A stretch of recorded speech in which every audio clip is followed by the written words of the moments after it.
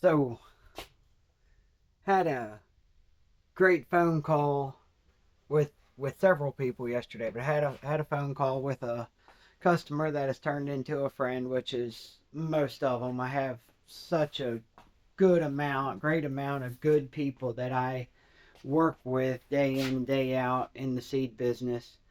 And we were chatting a little bit because we've been talking about having a meeting down in that area. He's from Mississippi. We're working towards having a meeting down there, informational and one to touch on forage IQ and um, give some forage information and knowledge and talk about the entire works. We've made some inroads into Mississippi, but not a huge amount overall. So we were talking about it, and he was talking about what would be his normal group of people to show up to these specific meetings. What's going to show up, and will they be receptive, and all of those things. And we started talking about this article that was in a paper, and it must have been 25 plus years ago at this point. And I remember it very vividly because my dad got such a kick out of it when we started grazing cows in the early 90s, mid 90s. It was very much out of the ordinary, and then as time continued to progress, more and more people were doing it, and it started really gaining traction. And anyway, this article came out in a magazine, and it's telling the stories about these birds that are bred or captured young in life, so they're in captivity and they're tethered to stakes by leather straps. And I've also heard this analogy on elephants, but they're circled. They're can walk in a circle around the stake that they're tethered to in the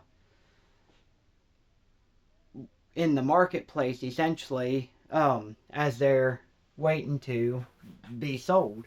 And when they get released, they no longer